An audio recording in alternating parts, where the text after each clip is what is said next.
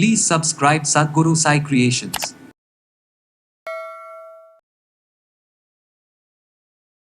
பாடி ரொம்ப சோர்வாக இருக்குது. ஜென்ரலாகவே இது சாப்பிடலாமா வேண்டாமா அப்படின்ற ஒரு டவுட் நிறைய பேருக்கு இருக்குது. எனக்கு சுகர் இருக்குது, அப்போது இந்த மாதிரி சமயத்தில் நான் இதை எடுத்துக்கலாமா, இல்லை ப்ரெக்னென்சி டைமில் எவ்வளோ எடுக்கலாம், இல்லை வயதானவர்கள் எவ்வளோ எடுத்துக்கலாம். அதிகமாக ஃபோலிக் ஆசிட்ஸ் இருக்குது, விட்டமின் சி நிறைய இருக்குது, கொஞ்சமாக கால்சியமும் இருக்குது, நம்ம உடலுக்கு தேவையான மினரல்ஸ் எல்லாமே இருக்குது. தினம் இதை நம்ம ஃபாலோ பண்ணும்போது மலச்சிக்கல் அப்படின்றது குறைய ஆரம்பிக்கும். குழந்தைகளுக்குமே இதை நம்ம கொடுக்கும்பொழுது நிறைய பேருக்கு அல்சர் இருக்கும், அதுக்கப்புறம் அப்சார்ப்ஷன் குறைவாக இருக்குது அப்படின்னு சொல்லலாம். ஸோ டைஜஷன் முடிஞ்சு நம்ம குடல் பகுதியில் அப்சார்ப்ஷன் இது எல்லாமே இந்த மண்ணீரலில் வீக்கம் ஏற்படும் பட்சத்தில் இந்த திராட்சையை நம்ம ஒரு நாளைக்கு 2 வேளை எடுத்துகிட்டு வரலாம். இந்த பாலோடு இருக்கிற இந்த ஸ்மூத்தியில் அது கொஞ்சம் கலந்து நல்லா மிக்ஸ் பண்ணி குடிச்சிக்கிட்டே வந்தோம்னா உடல் எடை கொஞ்சம் கொஞ்சமாக அதிகரிக்க ஆரம்பிக்கும். நடக்கும்போது மேல் மூச்சு வாங்குது, படிக்கட்டில் ஏறும்போதெல்லாம் எனக்கு ரொம்ப மூச்சு வாங்குதல் பிரச்சனை இருக்குது, தலை சுத்தல் பிரச்சனை இருக்குது, லோ பிபி இருக்குது, இந்த மாதிரி காரணங்கள் இருக்கவங்க எல்லாருமே முக்கியமாக சிறுநீரகம் தொடர்பான நோய்கள் இருக்கக்கூடிய நபர்கள் இந்த உலர் திராட்சையை சாப்பிடலாமா, இந்த டவுட்டை நிறைய பேர் என்கிட்ட கேட்குறீங்க.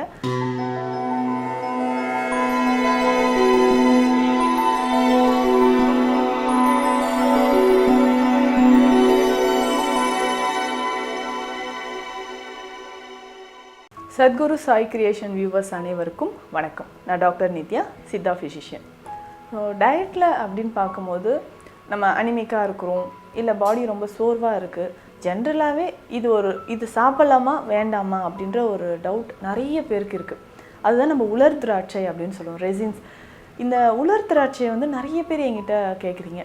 எப்படின்னா, இப்போது கிட்னி பேஷண்ட்ஸ் இருக்காங்கன்னு வச்சுக்கோங்களேன், கிட்னி தொடர்பான பிரச்சனைகள் இருக்கிறவங்க நான் இந்த ட்ரை கிரேப்ஸ் உலர் திராட்சையை எடுத்துக்கலாமா, இந்த ரெசின்ஸ் எடுத்துக்கலாமா, எவ்வளவு எடுத்துக்கலாம், இல்லை எனக்கு சுகர் இருக்குது, அப்போது இந்த மாதிரி சமயத்தில் நான் இதை எடுத்துக்கலாமா, இல்லை ப்ரெக்னென்சி டைமில் எவ்வளோ எடுக்கலாம், இல்லை வயதானவர்கள் எவ்வளவு எடுத்துக்கலாம், எந்தெந்த வழிமுறையில் இந்த ரெசின்ஸ் எடுக்கலாம், இதனுடைய பலன்கள் என்ன, இது சாப்பிட்றதுனால நமக்கு உடம்புக்கு என்ன தான் பலன் கிடைக்குது, இல்லை இது அத்தியாவசியமாக சாப்பிட்டு தான் ஆகணுமா, இந்த மாதிரி நிறைய டவுட்ஸ் இருக்குது. ஏன்னா நம்ம டயட் சார்ட் கொடுக்கும்போதே சொல்கிறோம், இதெல்லாம் நீங்கள் எடுத்துக்கோங்களேன் அப்படின்னா, அப்போ நான் உலர் திராட்சை கண்டிப்பாக சாப்பிடணுமா, இது ஒரு டவுட்டாகவே எல்லாருக்குமே இருக்குது.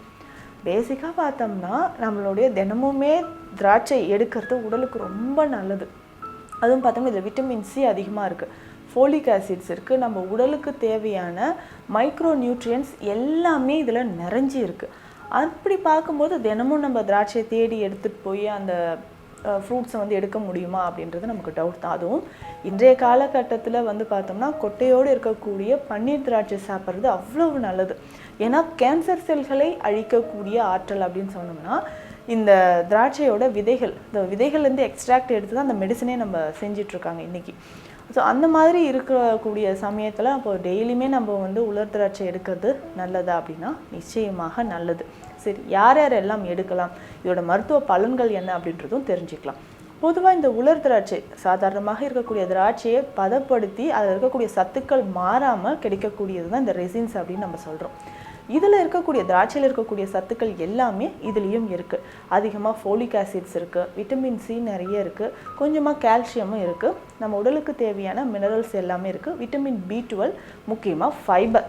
இந்த ஃபைபர் அப்படின்னு சொல்கிறது தான் நிறைய பேருக்கு இந்த மலச்சிக்கல் இருக்குது இல்லைங்களா, மலச்சிக்கல் இல்லாமல் நம்மளுக்கு ஈஸியாக டெய்லி காலையில் மோஷன் போனோம் அப்படின்னா ஃபைபர் கண்டென்ட் நிறைய இருக்கக்கூடிய பொருட்களை தான் நம்ம சாப்பிடணும். அந்த வகையில் இந்த உலர் திராட்சை பெஸ்ட் அப்படின்னு சொல்லலாம்.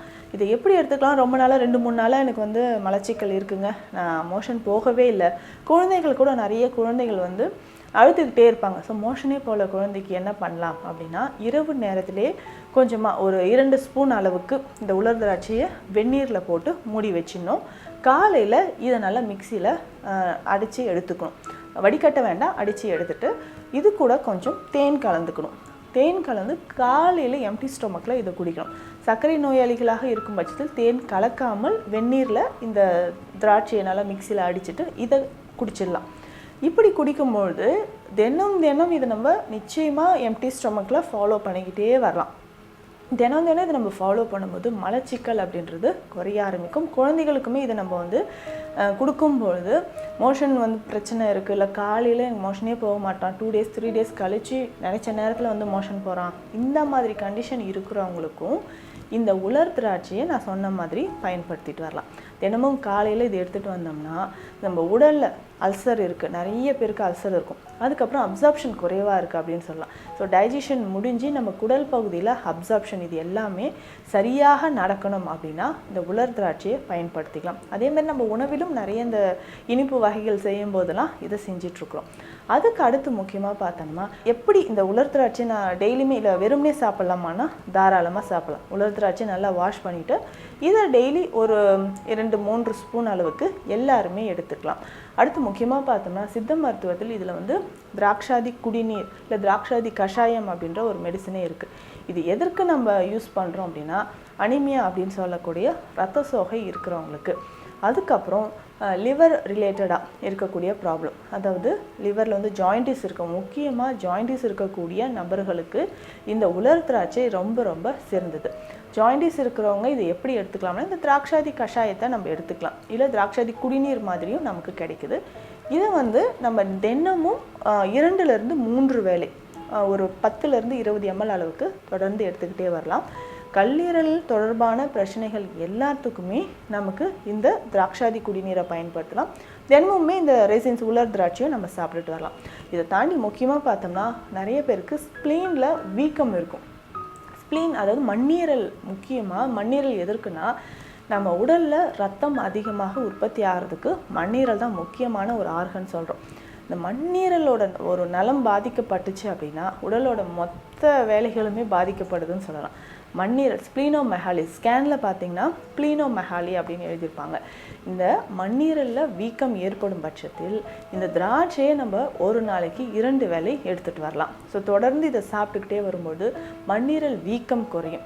அதுவும் குழந்தைகள் வந்து அண்டர் வெயிட்டில் இருக்காங்க இல்லையா, ஸோ உடல் எடை குறைந்து இருக்கக்கூடிய குழந்தைகளுக்கு, இல்லை ஒரு சிலர் வந்து ஏஜ் 20+, 30+ ஆகுது, ஆனால் எனக்கு நான் வெயிட்டே வந்து 40 கிலோ தாங்க இருக்கேன், 42 கிலோ தான் இருக்கேன், என்னுடைய வயதிற்கு உடல் உயரத்திற்கு ஏற்ற மாதிரியான எடையில BMI டெஸ்ட் பண்ணி பார்த்தோம்னா தெரியும். அப்போது இவ்வளோ அண்டர் வெயிட்டில் இருக்க நான் எப்படி வெயிட் கெயின் ஆகிறது அப்படின்னா இந்த உலர் திராட்சையை பயன்படுத்தியே நம்ம பாடியோட வெயிட்டை வந்து இன்க்ரீஸ் பண்ணிக்க நிறைய வாய்ப்புகள் இருக்குது. இதனோட கொஞ்சம் டேட்ஸ் எடுத்துக்கலாம். ஒரு கைப்பிடி அளவுக்கு உலர் திராட்சை எடுத்துட்டோம்னா ஒரு 2-3 டேட்ஸ் எடுத்து பாலில் போட்டு நல்லா வேக வைக்கணும். பாலில் வேக வைத்ததுக்கப்புறம் இதை நம்ம எடுத்துக்கலாம். பாலில் வேக வைத்ததுக்கப்புறம் ஆறுனதுக்கப்புறம் இதை வந்து ஸ்மூத்தி மாதிரி ரெடி பண்ணிக்கலாம். ரெடி பண்ணிவிட்டு நம்ம சுகர் எதுவும் ஆட் பண்ண வேண்டாம், இதை அப்படியே நம்ம எடுத்துக்கலாம். ஸோ ரிச் ஃபைபர் நமக்கு கிடைக்கும். அது மட்டும் இல்லாமல் நம்ம பாடியோட வெயிட் இன்க்ரீஸ் ஆகிறதுக்கு இது ரொம்ப ரொம்ப யூஸ்ஃபுல்லாக இருக்கும். இது குழந்தைகளுக்கு கொடுக்குறோம் அப்படின்னா இதில் ஒரு 1/4 டீஸ்பூன் அளவுக்கு அமுக்குரா பொடி சேர்த்து கொடுக்கலாம். அஸ்வகந்தா இருக்குது இல்லைங்களா, அமுக்குரா சூரணமாக சேர்த்து கொடுக்கலாம், இல்லை பிளெயின் அஸ்வகந்தா பவுடர் மட்டும் சேர்த்து இந்த பாலோடு இருக்கிற இந்த ஸ்மூத்தியில் அது கொஞ்சம் கலந்து நல்லா மிக்ஸ் பண்ணி குடிச்சிக்கிட்டே வந்தோம்னா உடல் எடை கொஞ்சம் கொஞ்சமாக அதிகரிக்க ஆரம்பிக்கும். அதே மாதிரி ஆண்களுக்கு சிலருக்கு ஏற்படக்கூடிய பிரச்சனைகள், முக்கியமாக இந்த ப்ரோஸ்டேட் கிளாண்ட் என்லார்ஜ்மெண்ட் இருக்குது இல்லையா, இதற்கு இது ரொம்ப ரொம்ப சிறந்தது. கைகளில் வந்து ட்ரமர் இருக்குதுன்னு சொல்லுவாங்க, நடுக்கம் இருந்துகிட்ருக்கு, நடக்கிறதுக்கே எனக்கு வந்து கஷ்டமாக இருக்குது, நடக்கும்போது மேல் மூச்சு வாங்குது, படிக்கட்டில் ஏறும்போதெல்லாம் எனக்கு வந்து ரொம்ப மூச்சு வாங்குதல் பிரச்சனை இருக்குது, தலை சுத்தல் பிரச்சனை இருக்குது, லோ பிபி இருக்குது, இந்த மாதிரி காரணங்கள் இருக்கவங்க எல்லாருமே இந்த உலர் திராட்சையோடு பேரிச்சம்பழம் சேர்த்து பாலில் நல்லா வேக வச்சு அது ஸ்மூத்தி மாதிரி ரெடி பண்ணி ஒரு 1/4 டீஸ்பூன் இல்லை 1/2 டீஸ்பூன் அமுக்குரா பொடி அதில் சேர்ந்து கலந்து குடிச்சிட்டே வந்தோம்னா உடல் எடை அதிகரிக்கும். குழந்தை வந்து ரொம்ப ஒல்லியாகவே இருக்கான். ஒல்லியாக இருக்கிறது ஆரோக்கியமான ஒரு நிலை இல்லைன்னு கிடையாது. அடிக்கடி ஸ்டாமினா குறையுது, அண்டர் வெயிட்டில் இருக்காங்க அப்படின்னு சொல்லக்கூடிய குழந்தைகளுக்கு இதை நம்ம நிச்சயமாக ஃபாலோ பண்ணலாம். அடுத்தது முக்கியமாக சிறுநீரகம் தொடர்பான நோய்கள் இருக்கக்கூடிய நபர்கள் இந்த உலர் திராட்சையை சாப்பிடலாமா? இந்த டவுட்டு நிறைய பேர் என்கிட்ட கேட்குறீங்க. தாராளமாக சாப்பிட்லாம். இது எப்படி சாப்பிட்லாம்னா தண்ணீரில் நான் சொன்ன மாதிரி ஊற வச்சோ இல்லை கொஞ்சமாக பாலில் வேக வைத்தோ நம்ம எடுத்துக்கலாம். ஒரு நாளைக்கு ஒரு 2 ஸ்பூன் அளவுக்கு ரெசின்ஸை எடுத்து நம்ம தண்ணீரில் ஊற வச்சு சிறுநீரக பிரச்சனை இருக்கிறவங்க சாப்பிட்லாம். இதனால் நம்ம பிளட் பியூரிஃபைர் ஆகிறதுன்றது ரொம்ப ஒரு கண்கூடான ஒரு விஷயம். ஏன்னா நிறைய பேருக்கு இந்த பிளட்ல டாக்ஸின்ஸ் இருந்துச்சுன்னா அரிப்பு ஏற்பட்டுக்கிட்டே இருக்குன்னு சொல்லுவாங்க. அதிகமாக ஹேர் லாஸ் ஆகுதுன்னு சொல்லுவாங்க. அதற்குமே இதை பயன்படுத்திக்கலாம். ஸோ அப்போ இந்த ரெசின்ஸ் அப்படின்னு சொல்லக்கூடிய இந்த உலர் திராட்சையை தொடர்ந்து நம்ம சாப்பிட்டுட்டு வந்தோம்னா, இந்த வயதுன்னு கிடையாது, குழந்தைகள்லேருந்து பெரியவங்க முதியவர்கள் எல்லாருமே இதை பயன்படுத்திக்கலாம். சர்க்கரை நோயாளிகளும் இதில் பார்த்திங்கன்னா வெந்நீரில் நல்லா கொதிக்க வச்சோ இல்லை வெந்நீரில் ஊற வச்சோ இதை சாப்பிட்டுக்கலாம். வயதானவர்களுக்கு ரொம்ப நாளாக எனக்கு மலச்சிக்கல் இருக்குங்க, பைல்ஸ் இருக்குது, ஃபிஸ்டுலா இருக்குது, இந்த மாதிரி கண்டிஷன் இருக்கிறவங்களும் இந்த ரெசின்ஸை பயன்படுத்திக்கலாம். பொதுவாக வெள்ளைப்படுதல் பிரச்சனையோ இல்லை அனிமியா சார்ந்த பிரச்சனை இருந்தாலும் இந்த ரெசின்ஸை பயன்படுத்திக்கலாம். ஓவராலாக பார்த்தோம்னா இதில் இருக்கக்கூடிய சத்துக்கள் எல்லாமே ரொம்ப ரொம்ப முக்கியமான தாதுக்கள். நம்ம உடல் அன்றாட இயக்கத்திற்கு நம்ம ஹெல்த்தியாக இருக்கிறதுக்கு இந்த உலர் திராட்சை ரொம்ப பயன்படுதுன்னு சொல்லலாம். இந்த பதிவு உங்களுக்கு பயனுள்ளதாக இருக்கும்னு நம்புகிறேன். மீண்டும் அடுத்த பதிவில் சந்திக்கலாம். நன்றி.